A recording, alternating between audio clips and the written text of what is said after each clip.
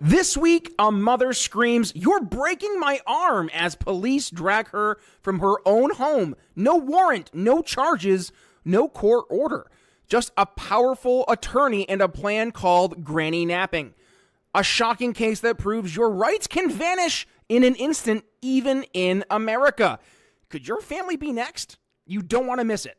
Welcome to the Brian Nichols Show. Instead of focusing on winning arguments, we're teaching the basic fundamentals of sales and marketing and how we can use them to win in the world of politics, teaching you how to meet people where they're at on the issues they care about. Welcome to the Brian Nichols Show. Well, hey there, folks. Brian Nichols here on another episode of the Brian Nichols Show. We're getting right in to our guest conversation today. It's a little bit different of a conversation. Rather, we're really digging into some personal stories and helping show the human cost of public policy or public inaction. So to discuss all that and more, joining us today, Jonathan Farley. Welcome to the Brian Nichols Show. How are you? I'm doing well under the circumstances. Thank you. Absolutely. Well, Jonathan, let's dig right into that. You said under the circumstances. What are those circumstances? Well, my mother passed away last month, but the circumstances that led to her passing away started on or after January 19, 2023. A woman named Mary Ho was put in my mother's house. And who put her in my mother's house? My brother, Chris Farley. My mother didn't want to be living with Mary Ho and said so. In fact, a strange thing happened on January 22nd, 2023. A friend of my mother's from my mother's church and my church wanted to see my mother in my mother's own house. And this Mary Ho stopped her, wouldn't let my mother's friend even talk to my mother. Mary Ho said, "She's not on the list." And I was thinking, what lists? My brother Chris had created some list of people who could talk to my mother and no one else could. Well, I actually lived in this house, but I taught in another city. I'm a university professor. And so I came back to the village where we live and where I am now to see what was going on. And Mary Ho then left. Her stuff was still in my mother's house. She had 50 boxes of her own in my mother's garage, and she had taken over about 4 rooms in our house. She'd even moved my mother from the bedroom where my mother slept in to another room. And even in that other room, Mary Ho had put 2 gigantic suitcases of her own, Mary's, in the room that she'd put my mother in. These suitcases were so big, I'd never even attempted to lift a suitcase this big in my entire life. And there were 2 of them. Well, the next day, January 29, 2023, my mother and I went to the local sheriff's office to make a police report. They said it wasn't really a police matter, but we made the report. My mother had called Mary Ho to say, leave, don't come back, except to remove your belongings, and only do that under when we have arranged a time to do it. Well, instead, 2 days later, January 31st, 2023, Mary Ho did come. She came with police and my brother Chris and another brother of mine named Anthony, who had not seen my mother more than 3 times in 5 years. And they took my mother. They kidnapped her. Now, you can see the original police video of this on the webpage inafarleyjan31.com. I am shouting at police, "Does my mother have to go with you?" And they evade the answer. My mother is saying, "I have to see my lawyer." She was never allowed to see a lawyer. But in actuality, despite what it looked like, I did not know that they were there to take my mother. I found that out later. When my mother didn't return, the police had told me, "Oh, my brothers are taking her out to dinner and or maybe just for a drive." So I reported or tried to report that my mother was missing 2 days later.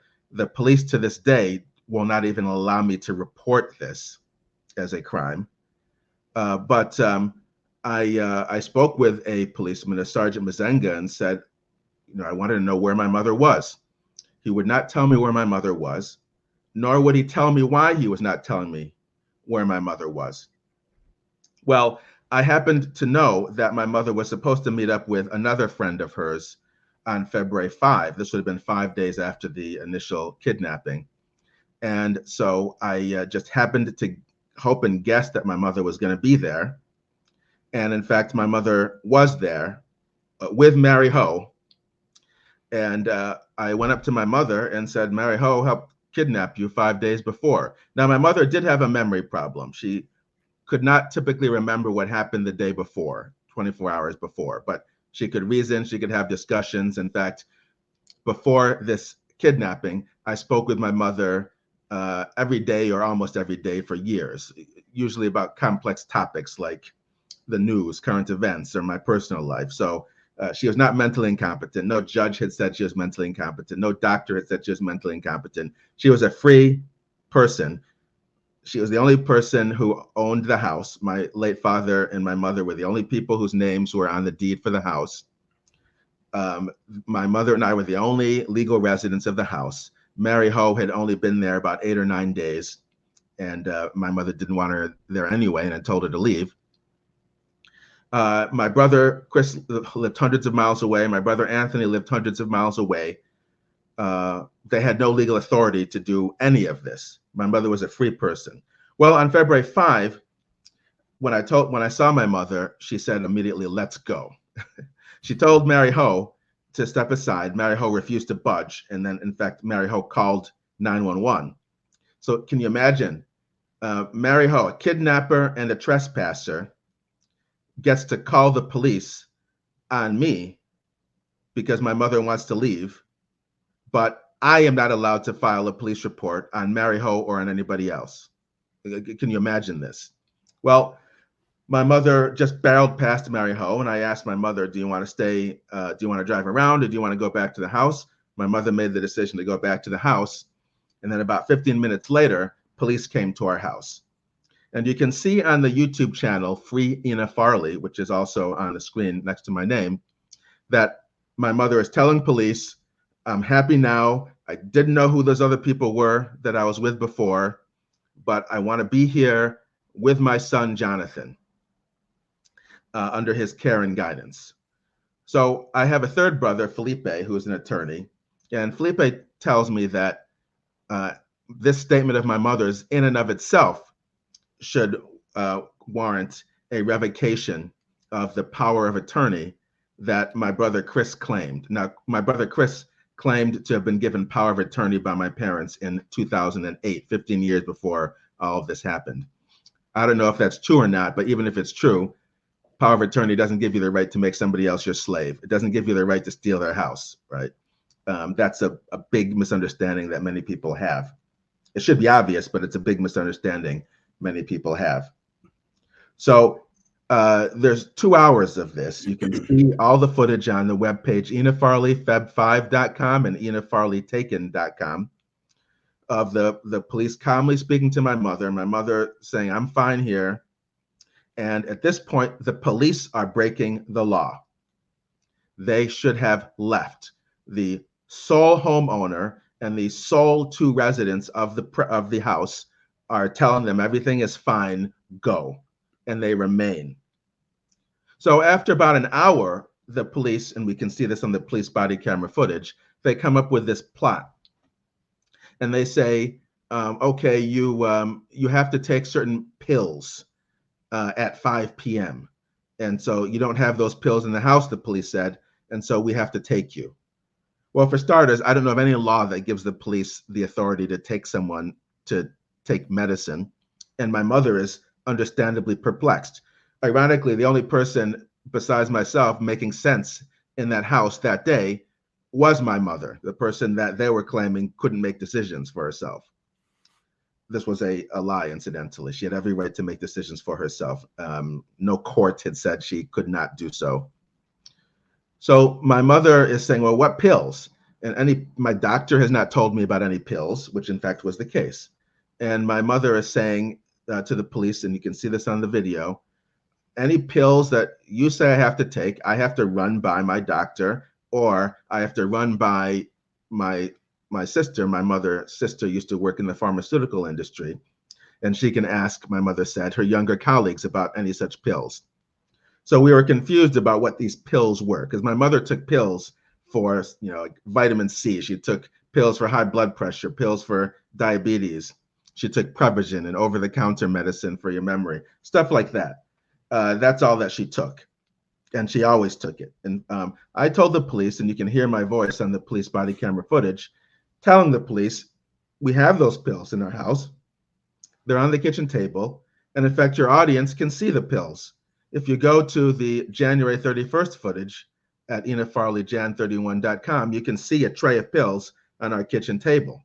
And I've left them there a year and a half later, and I may leave them there forever because they're an indication that my mother was taking her pills. The pills are in the house, and they're next to a book of Sudoku puzzles that my mother was working on. Do you know anyone mentally incompetent who can do Sudoku puzzles? So, but I also want to stress, my mother had not been declared mentally incompetent by any judge or by any doctor, and she was not mentally incompetent. But I told the police the pills are in the house, and you can hear it on the footage. So the police eventually conceded to us that these aren't any new pills she has to take. It's the same old pills for high blood pressure. Well, then the pills are in the house. And I don't know that the police have any authority to force you to take pills anyway, particularly without consulting anyone first. But after, when it hits 5 p.m., and my mother's pills were not supposed to be taken at any particular time either. And none of the pills were such that if you did not take them, you would die within days or even hours or even days. But they just used force. So they didn't do it exactly at 5 p.m. That was the trigger time. But around 5:30 p.m., they just grabbed my mother and used force. And she's screaming, "You're breaking my arm." They tie up her hands and feet, and they drag her out. And I didn't see her again for 8 months. This was simply a kidnapping. It had nothing to do with really my mother's memory. That was an excuse that was given. For starters, your audience, those of you who do research, can just tell me, has anyone ever been locked up against her will because she couldn't remember what happened 24 hours before? I'd be surprised if this has ever happened in the modern history of New York State, where I am now. But regardless, my mother was simply kidnapped in a way that a 35-year-old woman could have been kidnapped. Because when they took her, all they did is physically overpower her. That was it. This could happen to anyone with no legal authority. So where did they take her? I did not know for 5 weeks. How is that? Is this the United States, or was this a gulag in the Soviet Union where someone could be taken in night and fog and hidden? Even a mass murderer cannot be hidden legally in the United States. If a criminal is arrested, we know where they are. You can go to the Bureau of Prisons website and look up where they are. You could probably even visit that person. My mother was hidden by the police. I don't know under what law this was legal, and I suspect that it was not. It certainly didn't. It certainly was not justified in any fashion. And my brother concedes why he hid her location. He admitted that he did not want her to change her power of attorney. Now, I want to point out that when my mother was kidnapped by the police under the direction of my brother, and you can hear his voice speaking to police on the telephone on February 5, 2023, and on January 31st, 2023, he's right there. There was no court case going on. So there is a process by which you can lose your rights. It's called a guardianship. That's one of them, a guardianship. There was no guardianship case going on when my mother was kidnapped. So it was just a straight up kidnapping. I'm not exaggerating. People might think, well, maybe there must be something else happening because we know this doesn't happen in the United States. And all of that, if that's how people are thinking, that allowed my brother to succeed in this crime, because no one then followed up and said, okay, maybe there's something else happening. Can he tell it to us what else is happening? And can he prove it? He was never even asked to explain. He just came in and took her. They just tied up her hands and feet on his say-so. It's incredible. And to this day, he's allowed to do this. No charges have been filed. There's been no investigation. Hey folks, I want to take a moment to talk about something that has truly changed my life, and that is Cardio Miracle, our incredible studio sponsor. Now, I'll be honest, when I first heard about Cardio Miracle and their claims about improving heart health, I was skeptical. But After using it for just about 2 months, I was absolutely blown away by the results. First, my blood pressure went from being consistently around 140/90 to a much more healthier and manageable 120/80, and my resting heart rate dropped from the low 70s to the high 50s, and I couldn't believe it. But the benefits didn't stop there. I started sleeping better, and I felt more energized at the gym, and my heart felt the best it's felt in years. And it's not just me. Hundreds of you, our amazing listeners, have reached out to share your own incredible experiences with Cardio Miracle. So, what is Cardio Miracle, and how does it work? It's a carefully crafted supplement that harnesses the power of nitric oxide to support optimal heart function. So, by increasing nitric oxide levels in your blood, Cardio Miracle helps relax your blood vessels, improve circulation, and it protects your heart from damage. It's like giving your heart the support it needs to function at its best. And here's the best part. We've got an exclusive offer just for you, our loyal listeners here at the Brian Nichols Show. When you head over to cardiomiracle.com and use code TBNS at checkout, you'll get an extra 15% discount on your order. Plus, with their 100% money-back guarantee, you've got nothing to lose and everything to gain. So, if you're ready to take control of your heart health and experience the life-changing benefits of Cardio Miracle for yourself, just click the link in the show notes or video description. Trust me, your heart will thank you. And don't wait another day to prioritize your health. Join the tens of thousands of folks who have already discovered the Cardio Miracle difference. Head to cardiomiracle.com now and use code TBNS for 15% off your order. Your journey to a happier and healthier heart starts today. And now, let's get back to the show. So, my brother did start a guardianship case a week or two after the kidnapping. There were these two kidnappings, one without overt force, at least not caught on camera. The other with overt force caught on camera. Well, when he started that guardianship case, he told the judge that he did not want my mother's location disclosed, so she could not change her power of attorney. So my mother, a free human being, because you don't lose your rights if you're 84, and you don't lose your rights if you can't remember what happened 24 hours ago. My mother was deprived of her basic rights under the Constitution, the Bill of Rights. Her human rights. She was locked away, not allowed to make phone calls, not allowed to select an attorney, not allowed to receive visitors of her choosing, and mail sent to her was blocked. This was all in violation, incidentally, of the New York State Department of Health's Rights of Residents of Assisted Living Facilities, which says a resident of an assisted living facility must be allowed to see whomever she chooses, and the facility is not allowed to block anyone from seeing her or allow any agent to do so. And moreover, they cannot bar mail from getting to her. But my brother officially has admitted in court that he was blocking mail from coming to her.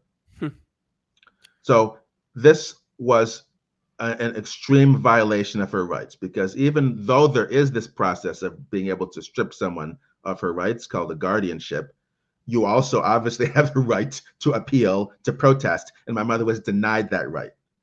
In fact, she was given a court-appointed attorney. She had a lawyer. Nobody ever asked her, of course, and nobody asked me. But they gave her a court-appointed attorney, and that court-appointed attorney said that my mother should not even know that there is a court case going on. So he wasn't representing her, even though she'd just been kidnapped. This should not even have been a civil case.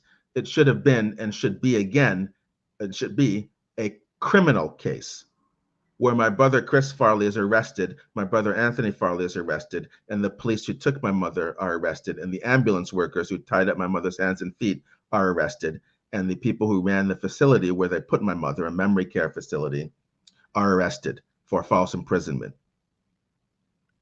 After 5 weeks or a month or 5 weeks after the kidnapping of my mother, the judge in the guardianship case that started a week or two after the kidnapping named my brother Chris a temporary guardian. At that point, maybe legally they can do these insane things with my mother, but that means for 5 weeks, my mother was simply a hostage, just like in Beirut or Gaza.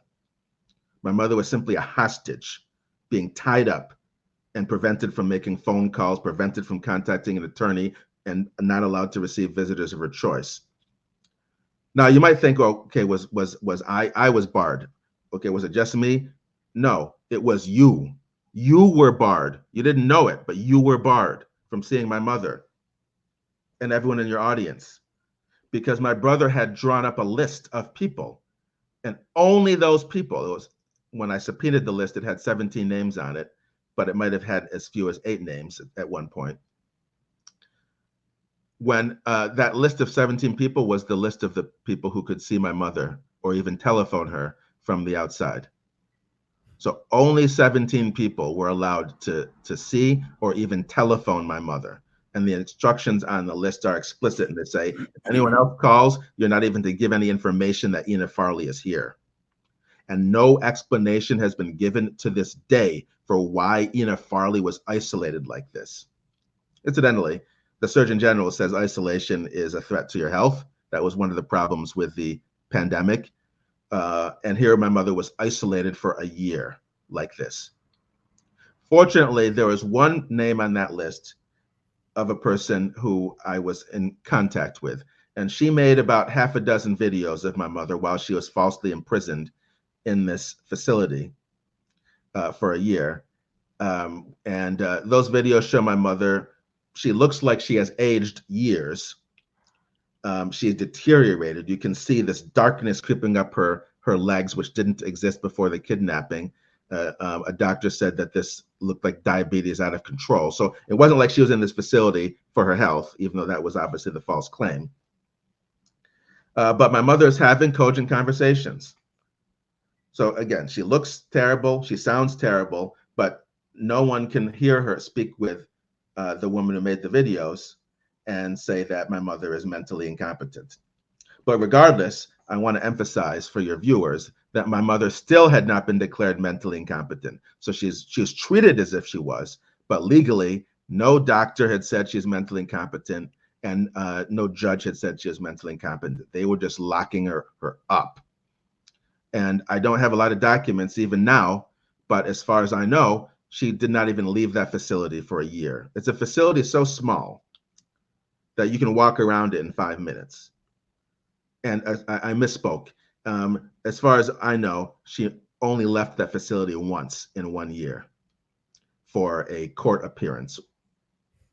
Wow. And never again, as far as we know. And here's the issue. Why don't I know? Why don't we know? How can a human being be taken and we don't know these basic facts? I want to go back to the period between January 31st, 2023, the first kidnapping, and February 5, 2023, the violent kidnapping, the second kidnapping, which was with overt violence. To this day, we don't know where she was. How is that? They took her. I have one record that claims she was put in a hotel. Okay, if so, how did they keep her from leaving? Did they lock the door on her? Is that legal? Did they cut the hotel rooms have telephones? Did they unplug the phone? Did they post a policeman outside her door? How is any of this legal? My mother had less rights than a mass murderer. A mass murderer has the right to make phone calls. A mass murderer has the right to get an attorney. A mass murderer has the right to receive visitors of his choosing. My mother had none of these rights without having been accused of a crime and without having been declared mentally incompetent by a judge or by a doctor. Just because my brother Chris said to do all of this, and he was not her guardian, because before he was named temporary guardian, there was no guardian. He had a power of attorney, true, but as I already indicated, a power of attorney doesn't make you the owner, the slave owner of another person. And he had something called healthcare proxy. But if you read the healthcare proxy document, it explicitly says it only gives power to Chris if my mother is terminally ill, permanently unconscious, or has a permanent brain injury and will never again regain the ability to express her wishes.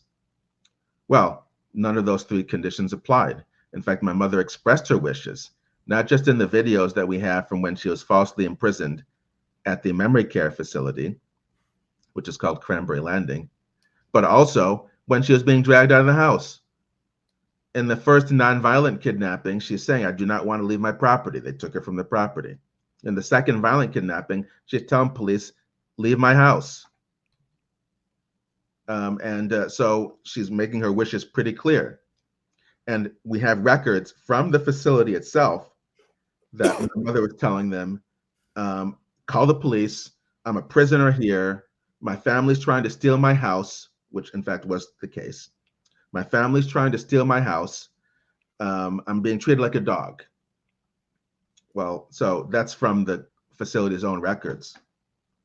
So it's all crystal clear. This was simply a case of a kidnapping, aided and abetted by a surrogate court judge named Christopher Ciaccio, CIACCIO. But remember, there was no court case going on when my mother was taken. That started later. So I don't know what immunity judges have, but everybody else involved, the police, the ambulance workers, and two of my brothers, should just be arrested. And they can have their day in court, but they need to be arrested. Now, I have a third brother, Felipe.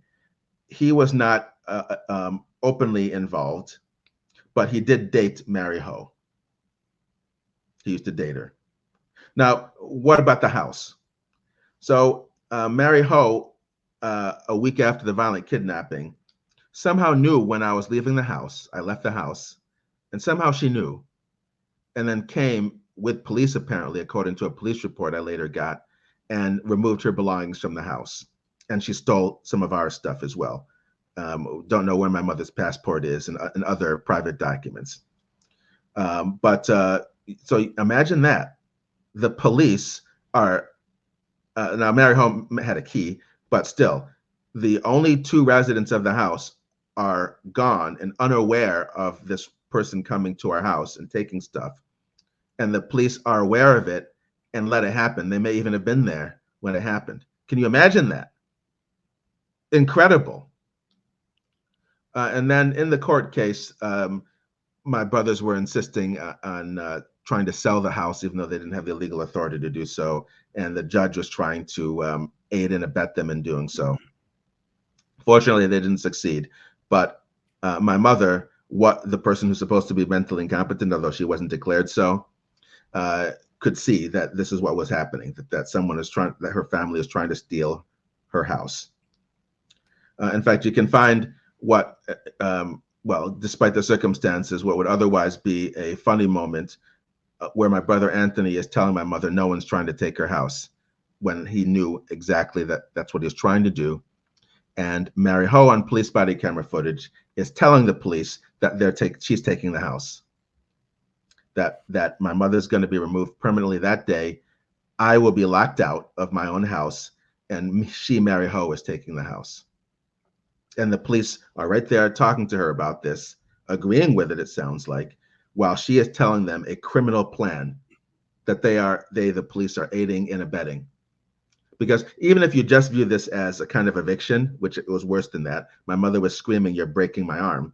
So it was worse than an eviction. But even if you just view it as an eviction, all of this is illegal. In New York State, there was a case last year of a homeowner who could not change the locks on squatters. Some squatters had occupied the house she owned. She tried to change the locks and the police arrested her.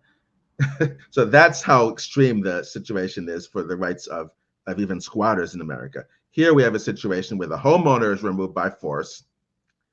The only other sole legal resident is kicked out of the house, although I was able to go back. And the police are speaking with a woman who's not a resident. She was kicked out by the homeowner. And the non-resident, Mary Ho, is telling them that, yeah, I'm going to take the house and change the locks on the legal resident, me. Something that would be illegal even if she were the landlord, that would be illegal. But she wasn't the landlord; she was a trespasser. Well, as I said, that's the least bad thing that happened. What really happened that was far worse was my mother was drugged. She was drugged against her will. How do we know this? From the records of the facility itself. So remember, before this, she took pills she took vitamin C, pills for high blood pressure, and Prevagen. At the facility, they gave her drugs that even the FDA said should not be given to people in her demographic because they increased the risk of death. And they also increased confusion.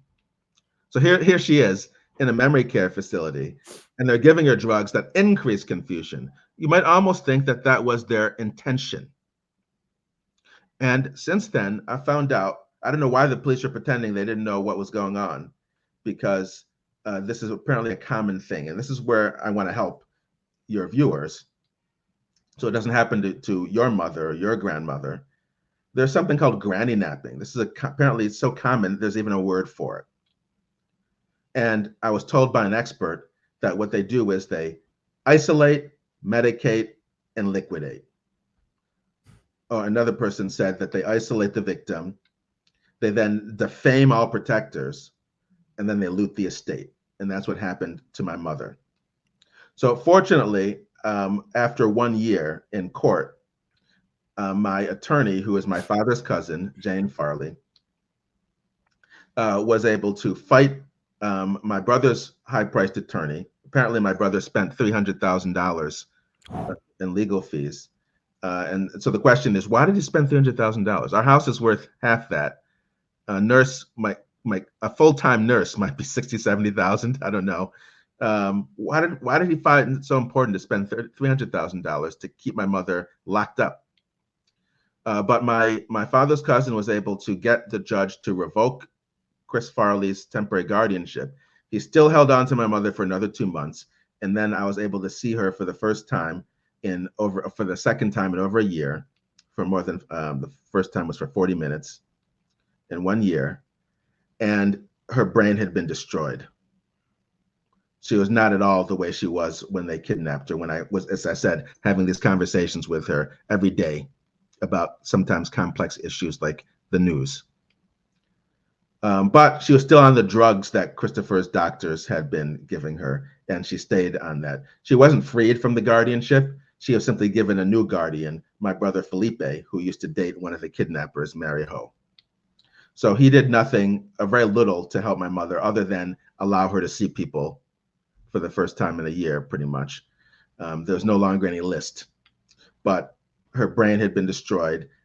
He did not stop her from being given these drugs that obviously were messing up her brain. He claims that he told the doctors after he found out about them that she was allergic, but she wasn't allergic. She just should not have been given those drugs. And whenever I spoke with her after that, with maybe 2 exceptions, she was always very confused.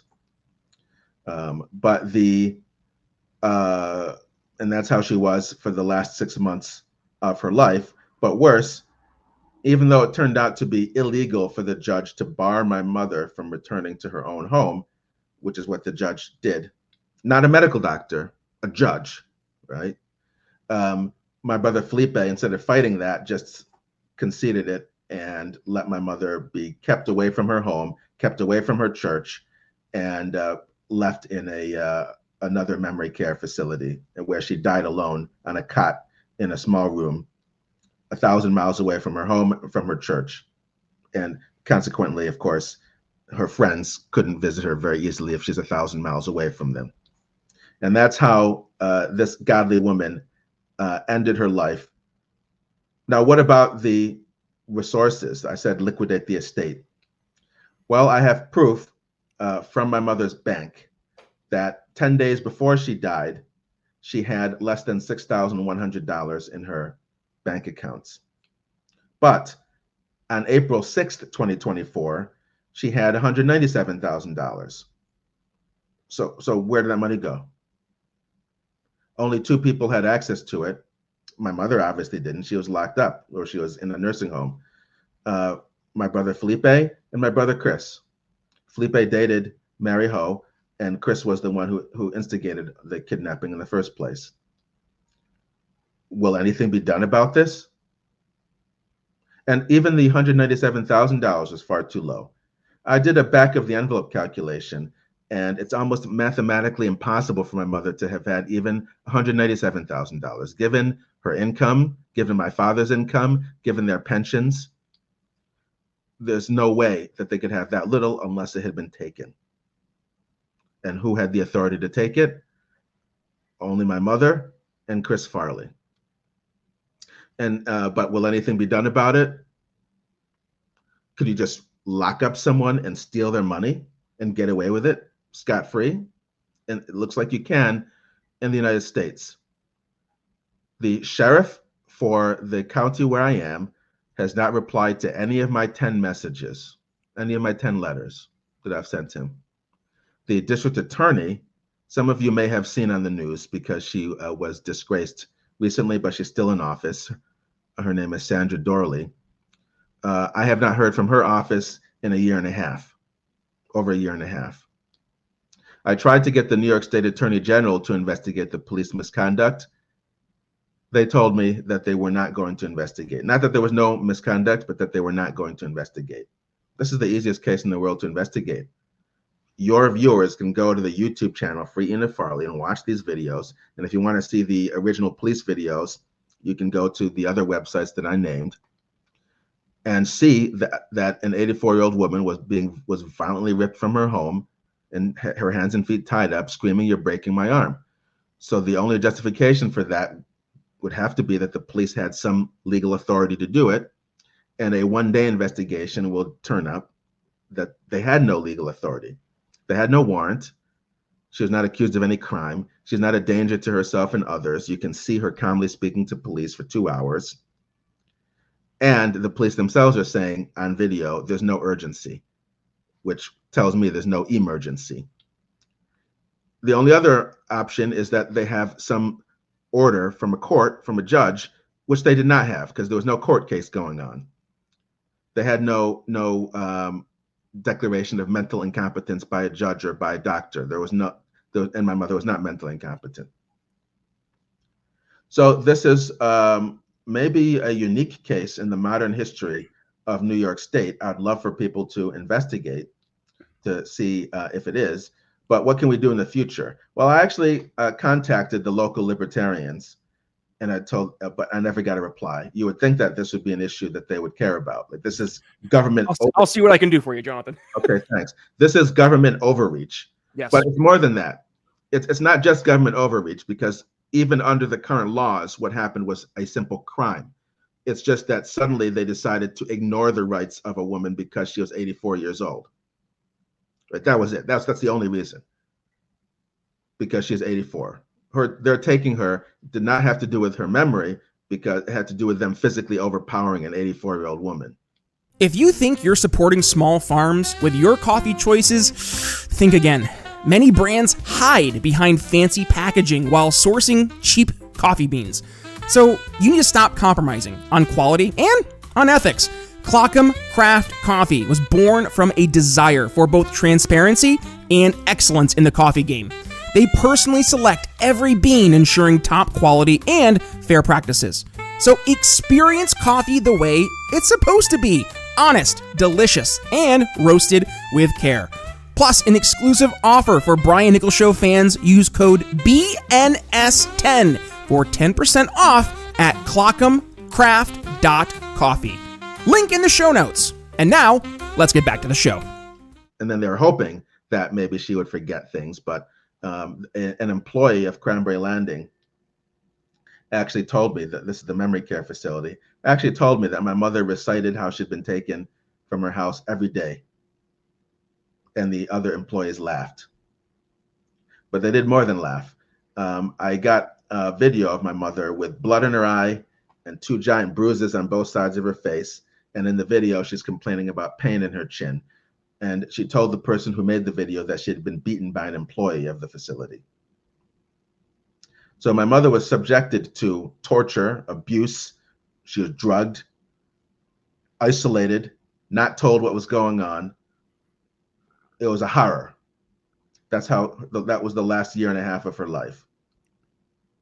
And yes, for the last 6 months, I could finally see her, but her brain had been mashed up. And since I was not the guardian or temporary guardian, I could not get her off those drugs, the drugs that they ostensibly gave her, but they were really behavior control drugs to keep her from complaining, I guess. I could not get them off. I could not tell them to stop. I could not take her from that facility and put her back in her house. I was trying to stop my brother Chris who was continuing his legal action, this time against my brother Felipe. Nobody thought this was fishy, that Chris is trying to take legal action against everybody, until my mother passed away. And this is what we pay our taxes for. I paid taxes for these cops who tied up my mother's hands and feet and hurt her so badly she was screaming, "You're breaking my arm," and then hid her for 5 weeks and then left her locked up. I paid taxes for that. So how can we stop it? Well, I still want there to be an investigation into the actions of the police and my brothers, of course. So if your viewers could contact the New York State Attorney General, Letitia James, and just tell her to look at the Ina Farley video. It's been viewed over 1 million times now, the video of the violence. And hopefully Letitia James will see it. Obviously her staff isn't going to do anything, but it looks like if she sees it herself, maybe she will take some action. And in the future, we do need to insist that people like these police, whether you want to back the blue or not, have to be arrested. They're no longer the blue when they commit a crime. They're the same as any criminal who ties somebody up and commits assault and battery, because they had no legal authority to do it. They just heard one person say to do it, and they did it. I mean, I can't call them up and tell them to lock up my neighbor, because you're not supposed to be able to. There is, so from your story today, and by the way, for the Brian Nichols Show, we've got well over 900 episodes here of the show. And I think what the audience is going to be able to take away from today's episode is very much reoccurring themes that we've heard over the past several years of the Brian Nichols Show, but all kind of coming together in one episode. And specifically to what you outlined as we were wrapping things up here is the monopoly on violence, right? The monopoly on force. Yeah. And the idea that one entity in this place, because they have a badge, right, can now serve as the arbiter of all things that are true and factual without having some type of third-party oversight or just maybe some common sense, dare I say? Yes. In fact, the way it's supposed to work is before you can strip someone of her rights, besides the fact that she's entitled to an appeal, which my mother was not given, and a lawyer, which my mother was not allowed to select for herself, there's supposed to be 2 psychiatrists or psychologists who are supposed to evaluate a person who's about to be stripped of her rights. And that never happened. Or if it did happen, it happened 10 months after she'd been drugged and locked away and isolated. So even the system was not followed. Well, I guess that speaks to why it's important to have the right people in those positions, or just start to question, why do we have these institutions that are given such unilateral authority and that they're supposed to be folks overseeing this that many times don't. And I think this right here, this is the takeaway beyond obviously folks going and watching the video, reaching out to Letitia James, telling her what you see right there on the video for yourself that she can see for herself. I mean, this is a reoccurring theme that it doesn't stop, Jonathan, and much like what you're doing here today, until we raise it up enough so more and more folks see what's actually happening and get pissed off about it, because this should not be normal. It sounds like what I'm sure the audience, it sounds like this went from a family feud more or less into a full-on using government to steal somebody's property and more or less put somebody in jail, right? But it's a nursing home. And this is where, unfortunately, your mother had to spend the last few years of her life. And I think everybody sitting here today listening to this episode can very much empathetically put themselves in your shoes. We see exactly the situation you went through, and nobody wants to go through that for their families. So this is very important, Jonathan. I want people to have a call to action. New York libertarians, I'm looking at you. I'm going to go ahead and give many phone calls here after our conversation today. But how about this, Jonathan, as we wrap things up here, give the audience a nice, clear call to action. What are some quick action items beyond reaching out to Letitia James, beyond trying to hold these members who took part in this horrible act against your mother, holding them to account? What are some other call to actions we could do? And maybe some folks who want to make sure they see if there is any resolution to this, where could they go ahead, keep an ear to the case and just better understand what's going on there? So what you can do is go to the YouTube channel, Free Ina Farley. But also, if your audience knows a lawyer, who not only wants to do good, get justice for an elderly woman who was abused at the end of her life, but also make money for himself, the American way, please let me know, because an attorney who sues the facility or who sues the police is going to win. I was stymied by the judge in the guardianship case at every turn, but with any other judge, we win the case. So if you have a friend who's an attorney, or if you're an attorney and you want to win an easy case, please contact me. All right, there we go. There is our call to action. Jonathan Farley, thank you for joining us. I'm sorry, again, it wasn't under different circumstances. We're going to have you back on in the future. I know you got quite a history in the world of mathematics that we're going to have to dig into next time. So let's maybe have a positive conversation down the road. But for today's conversation, a very clear call to action, folks, based on a very unfortunate, just downright awful situation that Jonathan's family has found, taking place right now. So please go ahead, reach out to Letitia James, tell them to go watch the video. And yeah, hey, I know I got lots of legal friends in the audience. So if you're listening to this case and you're saying, please reach out to Jonathan. All links there in the show notes. Jonathan Farley, thank you for joining us. And with that being said, Brian Nichols signing off here on The Brian Nichols Show. We'll see you next time. Thanks for listening to The Brian Nichols Show. Find more episodes at briannicholsshow.com.